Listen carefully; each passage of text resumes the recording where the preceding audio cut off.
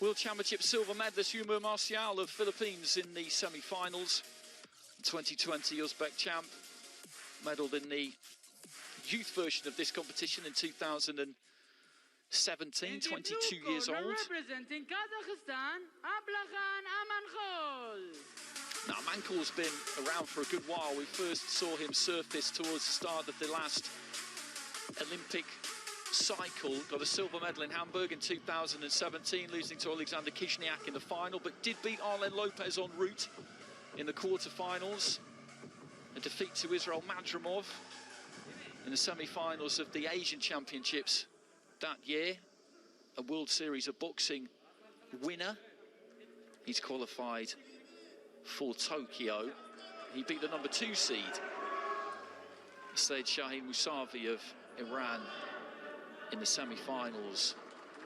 And this should be a really, really entertaining fight between these two. It's hard to see this one not delivering. Yeah, looking forward to this, Andy. I think it's fair to say they've both earned their stripes en route to this final, taking out seeds who were ahead of them in the pecking order. So really good one. Both relatively young men. You'd say Amankul on paper with a better resume.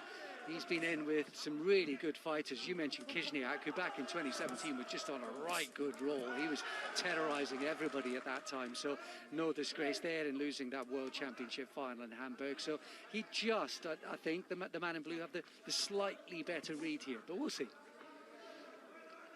You look at the back there on Saidjamshid. Jafarov, he is solidly built. You get some real units of 75 kilos. I've always wondered how on earth Arlen Lopez managed to squeeze it all into 75 kilos. That was a really tight, good fight they had, Amankul and Lopez, in the World Championships in 2017. At that stage, the Cuban was world champion, Olympic champion, very much the man to beat. So that was a huge win for a very young Amankul at that point. He's still only 23.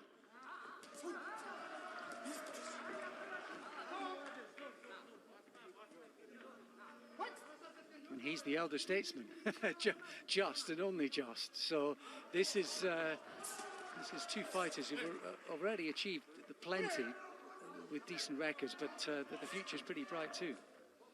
Well, this is Amankul's 249th fight, which is amazing, really, when you consider the age of the years. Midway through round 1, leading off with that right hand. He does like to do that, the fighter in blue.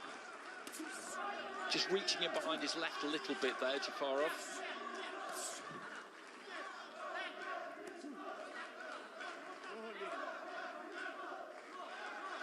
I mentioned Israel Madrimov as well. He was a real force in that middleweight division before he turned over pro. He did actually go to the Asian Championships in 2019, Madrimov, along with Jalalov, but he got knocked out at the quarter-final stage, and that kind of brought things to an end for him in an Uzbek vest. Nice 1-2 from Amankul. Got home down the middle.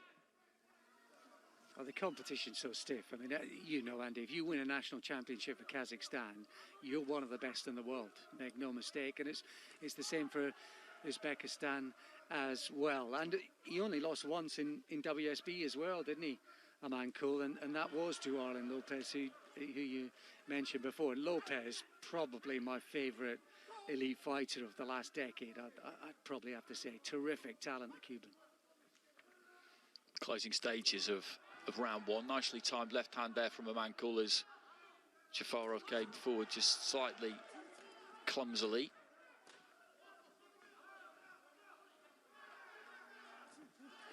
Just falling short with the 1-2 there. Jafarov, bell goes at the end of the first round. Amankul in blue of Kazakhstan makes his way back to the corner. Jafarov of Uzbekistan, he's in the red. Just felt that the difference between them in that round was twofold, Andy. One, that Amankul seemed to be doing much of what he wanted to do, and Jalalov was maybe reactive. And the other thing was the defence. He was just getting out of range, Amankul. He was making Jalalov miss, and I thought those two things were just enough for him in that first round. Loses his balance slightly as he comes forward every now and again. Jafarov kind of leans into it. Did get home with a couple, but Amankul I think has seen that, looking to try and just back off a little bit when he sees Jafarov come forward like that. So 1 round down, 75 kilos.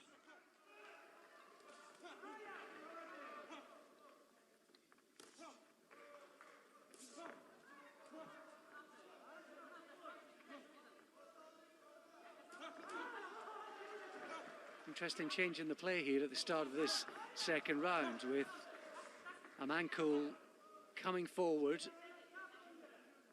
looking to press the action. And this is quite an aggressive start to the round from him. He's doing it intelligently, though. Nice left hand to the body there from Jafarov, who's just keeping this a little bit more on the outside. And then again, as he throws that left hand, that is a technical flaw that he does have. He comes over the top of that front foot, loses that balance as he throws that left, but if he follows it in onto the shoulder, then it kind of minimises the damage. Set his feet nicely there and threw a left to the body, then a left up top. Again, the physicality of him is pretty extraordinary, Jafarov, isn't it? Look at those shoulders. Yeah, and the arms as well. Very, very long arms. You feel these are assets to him, and he's still quite young as well. I don't think Andy's implying that, you know, light heavyweight probably beckons sooner rather than later for the man in red. He's maybe just quelled Amankul through the first minute and a half here. I was really interested by the way Amankul came out, throwing the right hand to the body, slightly under the high guard as well, pressing the action. He's not been as effective as I thought he might be. No, he's looking for a way in, isn't he? But he hasn't really found one just yet. And whilst he's been looking, Jafarov has been doing some fairly effective punching. Decent left hand there from him again. But there's a nice 1-2 there from Amankul, and the referee steps in with a standing count there, and he doesn't like that too much, Jafarov. But as I reminded you earlier on, if you have a standing count given against you, that will not necessarily result in you losing the round 10-8. Not at all. It's all about interpreting dominance for the 5 ringside judges, and they will make up their own mind as to whether they feel that standing count was really necessary from the referee. But he saw a good solid punch land and was very, very swift to intervene. Yeah, you wonder about that, don't you? Whether the judges will trust the referee.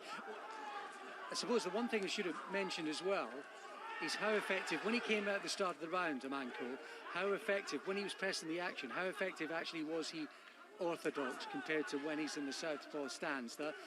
That's another thing we're bearing in mind. You see, he's switched back. He seems to be having more success southpaw to my eye. And there he goes once again, landing another shot. I would agree with that. I think he's definitely been more effective as a southpaw. And it's an interesting round, this one. As I said, the standing count there issued by the referee, but the way that Aiba boxing is scored, that's not necessarily a crippling blow for Jafarov, who I thought through the first 2 minutes of that round did the better work. Amankul came back into it more in that final minute. There's not much in that one. Yes, and was it a case of Jafarov through those first couple of minutes was kind of stealing punches, stealing points, and then the last minute was really effective, heavier shot pressure from Amankul? I suppose you balance off the two conversations there. I wonder if maybe Amankul will abandon the high guard orthodox approach, because there's no doubt at all he's much more effective, or looked seemingly effective through the first and second rounds when actually he was in southpaw. And there's the mouth guard going. That was a huge 1-2. He landed another left hand, and I suppose when you see the slow motion shots there, you can understand why the referee might have moved in. He's so close to the action, and it also underlines how heavy some of those shots that were being landed. Fewer shots, but heavier shots from Amankul. Yeah, it was a really good bit of work from Amankul. The gum shield came out, and the referee steps in with the standing count. I didn't make him wrong to do it. He made the decision nice and quick too. Just digging his toes in and looking to lead off with the right uppercut there. Jafarov, who has done some decent work in that second round, is doing some decent work at the start of this round as well. The kind of dynamic of the fight is that Amankul's the boss when you look at it. He's the one who seems to be dictating terms, but it's about who lands what. And that balancing act in the second round wouldn't have been all that easy for the judges, because his work in that final minute, as you said, it was more authoritative, wasn't it? He put more of a stamp on things, whereas Jafarov was more of a kind of heavy-handed cat burglar. He's in, throws a couple, gets back out again, and there's a similar kind of rhythm and theme to this third round so far. Nice left hand on the inside there from Jafarov. This has been a good fight, and I think we're going to have a very entertaining finish here too. Indeed. He's picking some shots nicely. There's too much aggression from Amankul in this round, and that was rather uncalled for. That was a wrestling move from Jafarov. I'm pretty sure he picked him up by the feet there, and he had to dip down to do it. I'm not quite sure what all of that was about, but there's been a bullying style about the way that Amankul has gone about this, and that's at the expense of his boxing on occasion. I think too much so. I'm enjoying his attitude, and it really is getting slightly out of hand here, Andy, in spells. There, Amankul just using a little bit of the head in that close-up exchange. I think they're annoying and irking each other. This really is a fight. Well, I'll make you absolutely right there. Jafarov just kind of dipped his knees, almost scooped Amankul up behind the knees there and dumped him on his back. The referee, I think, was blindsided a bit, didn't really see it into the final minute. And again, we've got a very similar third round to the second round. The fighter throwing more and landing a decent amount is Jafarov, and Amankul looking to be more aggressive into this final minute towards the end of the round. But he's taking some risks here, Amankul, I think, by just not letting his hands go enough. That's a good jab followed by a left hand there. They both need to try and find a strong finish here. Landed 3 big punches there, Amankul, in that exchange. It is the same story, as you say, as the previous round.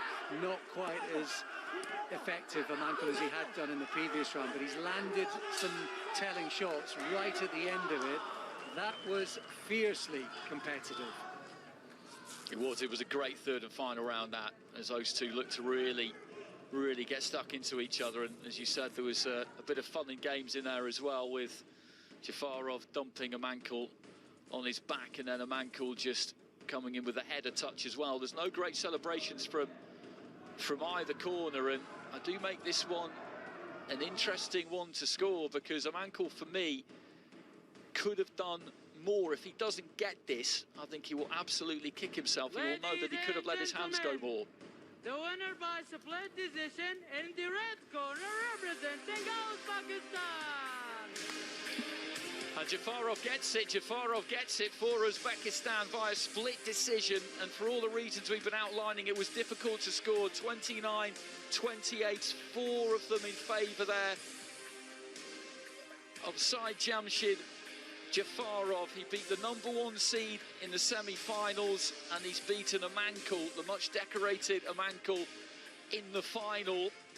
And you always have to give props to the winner, always. But I think Amankul, I think he got that slightly wrong. Well, the fight seemed like it was there for the taking for him from the second round onwards, and whether he decided that was the way he wanted to go about it, whether the corner advised them that it was close and he really had to show something more in the third round. I think the balance between aggression and technique, he didn't quite strike the right balance, and maybe more composure from Jafarov. Just wondered about the body language at the end there. Jafarov was wildly celebrating that. I wasn't sure whether he entirely believed it personally, but he picked some of his shots and he kept his composure, and he was under a lot of pressure.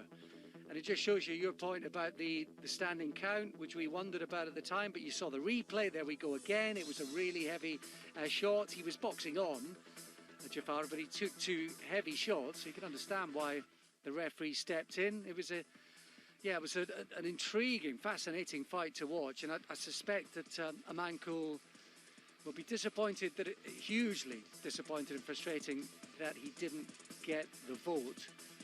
But also, I'm sure when he looks back on that contest, that he'll see there are things that he could have done differently.